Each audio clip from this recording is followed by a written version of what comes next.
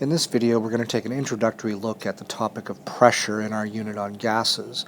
We'll briefly describe the invention of the barometer, and then we'll start talking about how to use a manometer, how to read a manometer, which is a device to measure pressure of gases in the lab. We'll look at units for pressure and how to convert between them also.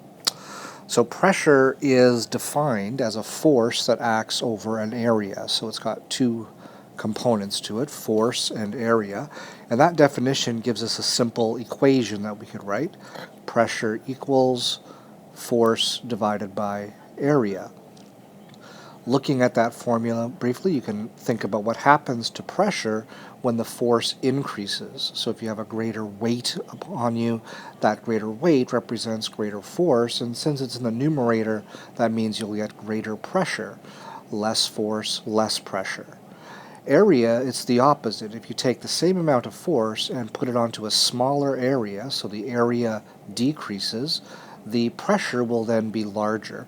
So because the area is in the denominator, the larger the area, the lower the pressure. The smaller the area, the greater will be the pressure. Think of a person lying on a bed of nails. Their weight, that's their force, is spread out over a whole bunch of nails, many hundreds of nails. That means the weight is spread over a large area, therefore the pressure on each nail is relatively low. If the person were dumb enough to lie down on a single nail, they'd be concentrating their weight on a very small area. That high pressure would definitely impale them on the nail. That would be a bad idea. We measure pressure of the atmosphere, air pressure. If you think about it, we're sitting at the bottom of an ocean of air, just like in the literal ocean, the watery oceans. The deeper you go, the greater is the pressure because of the weight of the water above you. Well, we're in the bottom of an ocean of air, and there's a huge amount of air above us weighing down upon us. A guy by the name of Evangelista Torricelli, back in 1630-ish, invented a device called the barometer, the mercury barometer to be more specific, to measure air pressure. This picture on the right is a basic idea of how the mercury barometer works. He started with a long tube, let's say a 1,000 millimeter or 1 meter long tube. Okay, it doesn't have to be that long, but let's assume that's what it was. And he initially filled the tube completely with mercury. So it was filled right to the top with mercury. He took a dish of liquid mercury, he plugged the opening of the tube, inverted it, and dropped it into this dish of mercury.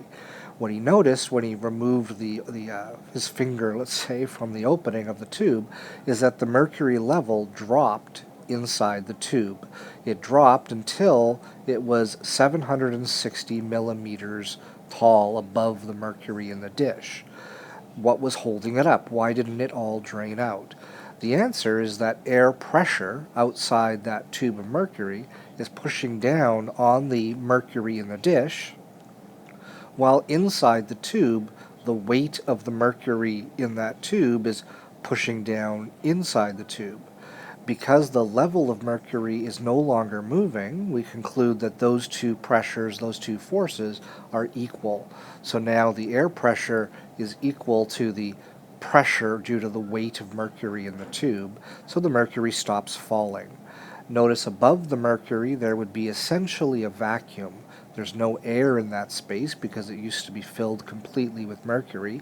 In reality, it's not a perfect vacuum because mercury is a liquid. There would be a very, very small amount of mercury vapor due to the evaporation of the liquid mercury. This height of the mercury column, 760 millimeters of mercury, can be used as a measurement of the pressure outside, of the air pressure. When the air pressure gets larger, so if this air pressure gets larger, it'll push the mercury up the tube. It'll be able to support a higher column of mercury, so instead of 760, maybe it'll be 770 or 780 millimeters. When the outside pressure drops, it's not able to support the same amount of mercury, so the height of mercury in the tube will also drop. So the height of the mercury in the tube would represent the pressure of the air outside, and we would measure it in units of millimeters of mercury. Standard pressure is 760 millimeters of mercury. The unit for pressure, that is the SI unit, the International System Unit, so the standard unit, is not millimeters mercury. It's actually based on the definition of pressure. And pressure was force acting over area, and the SI unit for force is the Newton, so named after Sir Isaac Newton, and that's capital N. And the unit for area is the square meter. So newtons per square meter, written like this, Nm to the minus 2, would be the SI unit for pressure. Now that's a very awkward name, it's a mouthful, so we give it a different name. We call it the Pascal.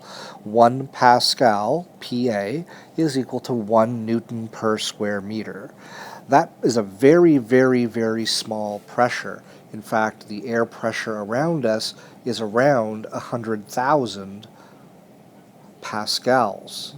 Okay? The standard pressure is 101,325 pascals.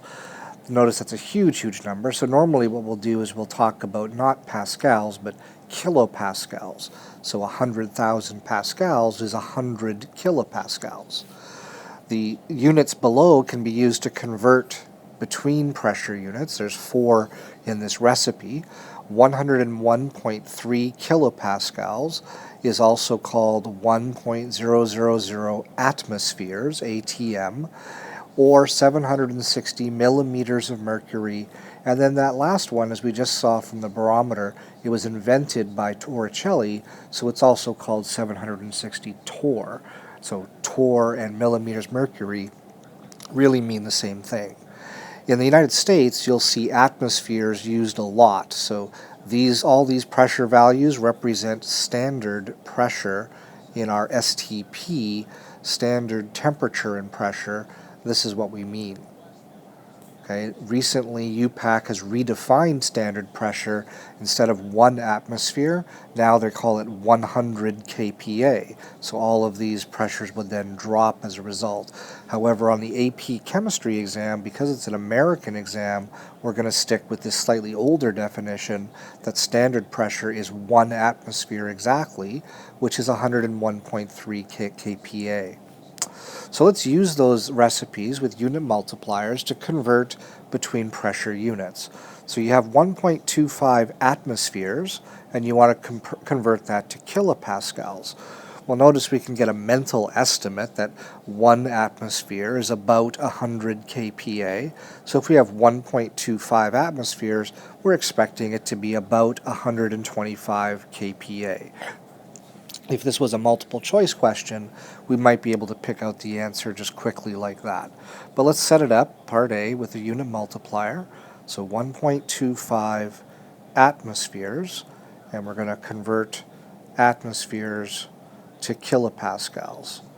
Using the recipe, 101.3 kPa is 1.000 atmospheres. I'll grab my calculator now and pay some attention to significant digits. 1.25 times 101.3 is 127 with 3 significant digits, so 127 kilopascals. The second one says 655 millimeters of mercury converted to kilopascals. Well, since 760 millimeters is 101 kilopascals, 655 millimeters mercury is going to be less than 100, probably around 80-ish, 85 kilopascals, but let's double check to see how close that estimate was. We have 655 millimeters of mercury, and we'll convert from millimeters of mercury to kilopascals. The recipe above says 760 millimeters of mercury is 101.3 kPa. So again, on our calculators, 655 times 101.3 divided by 760 is 87.3 kPa. So 87.3 kilopascals. So as you can see, converting between pressure units, if you know these recipes, is relatively straightforward. So Evangelista Torricelli invented the barometer to measure air pressure, atmospheric pressure. When we're collecting a gas in an experiment inside the laboratory, we might want to know its pressure, and so we would traditionally use a device called a manometer, so not quite the same as a barometer. There's two different kinds of manometers. There's closed and open manometers. The picture here represents a closed manometer, and I can tell because this end of the tube on the right is closed. In an open manometer, that would be open to the air. The tube was originally filled with mercury, and the left-hand side, the flask on the left, would have originally been evacuated. It would have been a vacuum. If it were a vacuum, no gas present, then the level of mercury on the left and right would have been the same, because there would have been a vacuum on both sides. The flask, though, was filled with a gas, so now we have a gas inside, and that gas is exerting pressure like this on this side of the mercury column. So it pushes the mercury down, creating a difference, delta H, in height. The pressure of the gas in the flask is simply equal to delta H. If we measure that height difference, we have the pressure of the gas. For example, if the height difference was 2.5 centimeters, then we would say the pressure of the gas is 25 millimeters of mercury. Remember, there's 10 millimeters in 1 centimeter, so that would be 25 millimeters of mercury. All right, so reading the pressure in a closed manometer is relatively simple. Delta H, the difference in height, is the pressure of the gas. Another type of manometer is an open manometer, and you can see up here now the open tube. It's open to the atmosphere, and in this particular scenario, the atmosphere says that the pressure is 1 atmosphere outside. It may not be. On a given day, the pressure rises and falls, and as you go up and down in elevation, say you climb a mountain, for example, the pressure of the air will drop as well. But let's say we have an outside air pressure of 1 atmosphere. If the level of mercury in the manometer here was equal on both sides, so let's suppose it was equal here and here on both sides, the same, when there was a gas present in the flask, then that would tell us that the pressure of the gas is equal to the pressure of the air outside. However, as we see in this picture, the mercury level is actually lower on the right and higher on the left. So that tells me the pressure of the gas is not equal to the pressure of the air outside. Now, which pressure is greater? Since the air is pushing down here and the gas is pushing down here, the fact that it's higher on the left, lower on the right, tells me that the pressure of the gas is less than the pressure of the air. That's what I would conclude. We have this delta H, difference in height between the two levels. We could say that the pressure of the gas then is equal to the pressure of the air minus delta H. Okay, that's the situation on the left. The situation on the right is a little bit different. We still have air pushing down here and we have gas pushing down here, but notice now the gas has pushed the gas has pushed the level on the left lower than the level on the right. So it's higher on the right, lower on the left. Now the delta H that's here, delta H, the difference in height, represents the difference in pressure again, but now we would say the pressure of the gas is greater than the pressure of the air. Therefore, the pressure of the gas on the right is equal to the pressure of the air, P air, plus delta H. So because the pressure of the gas is greater than the air, we add delta H to the air pressure. If the gas pressure is less than the pressure of the air, we subtract delta H. Keep in mind that when adding or subtracting delta H, its units have to be the same as the pressure of the air units. You can't take atmospheres and add millimeters mercury. You'd have to convert them both to millimeters or convert them both to atmospheres before you can add or subtract. So here's a specific example. This is an open manometer, and let's suppose that the outside air pressure is, let's say it's 1.05 atmospheres. Okay, we can see the gas here in the flask, and it's pushing the level of mercury down on the left. The air is pushing on the right. What I want you to do is calculate the pressure of the gas, and let's express it in kilopascals. Well, the first thing we'll do is note that in this manometer it's open, so we have to compare the gas pressure to the air pressure. What we'll notice is that the pressure of the gas here is greater than the pressure of the air. And that's because the level on the left is lower than the level on the right. So the gas pressure must be greater. Therefore, the pressure of the gas is equal to the... Oops, I just pressed the wrong button there. Sorry about that. The pressure of the gas is equal to the pressure of the air plus delta H. So now let's get our units straight. So I want kilopascals in the end. So what I'll do is I'll convert the two pressures here into kilopascals before I put them into that equation. So we have 1.05 atmospheres. I'll convert that from atmospheres to kilopascals.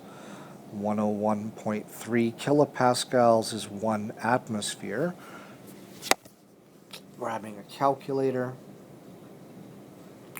1.05 times 101.3 is 106 kilopascals.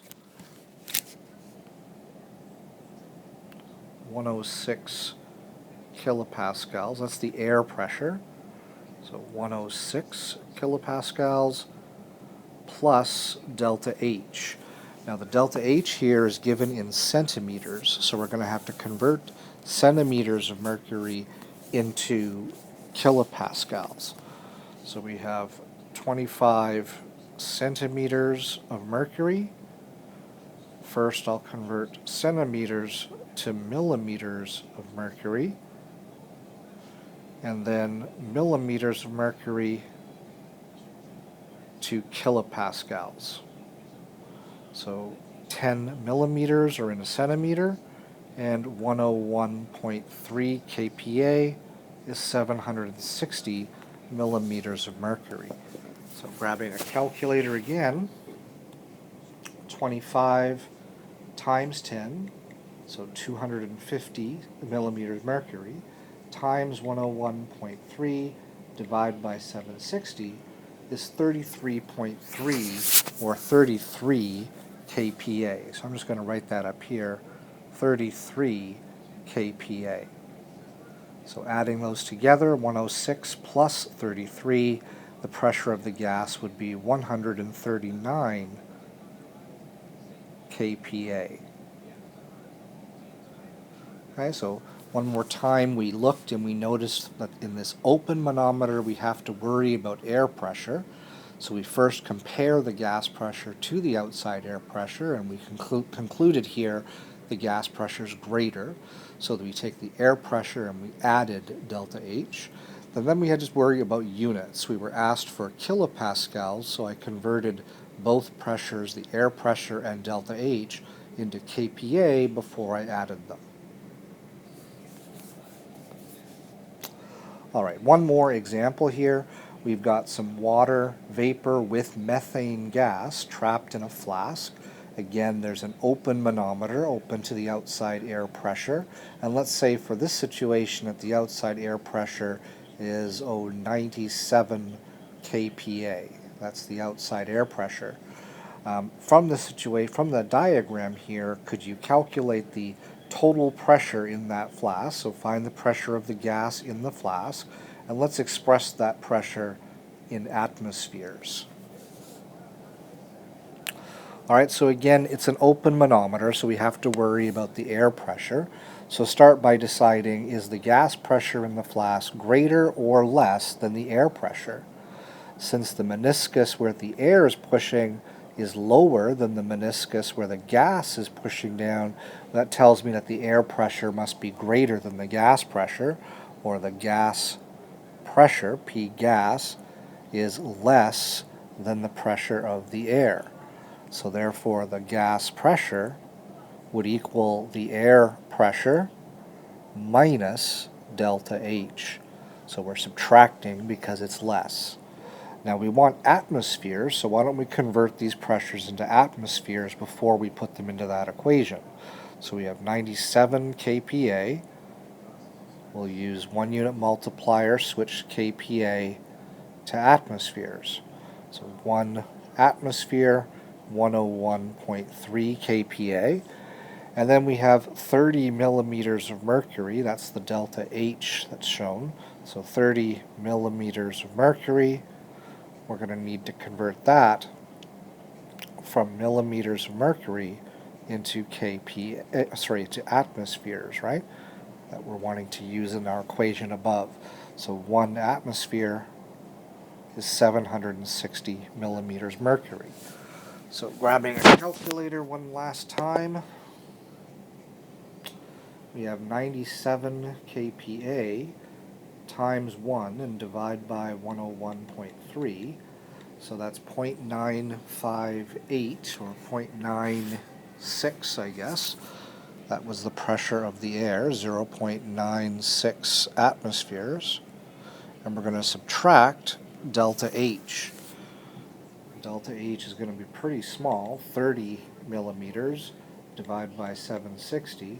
It's 0.039. So minus 0.039 atmospheres. Now remember, when adding or subtracting with measured values, we round off answers by the number of decimal places. So I'm going to keep 2 decimal places in my answer. So 0.96 minus 0.04 essentially means that the pressure is 0.92 atmospheres. That's the pressure of the gas, or gases in this case, in that flask. The methane and water total pressure, 0.92 atmospheres. So there we have it. We've reviewed the definition of pressure.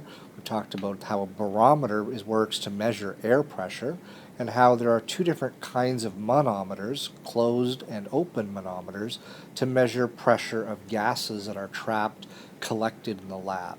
We've also talked about units for pressure and how to convert between them.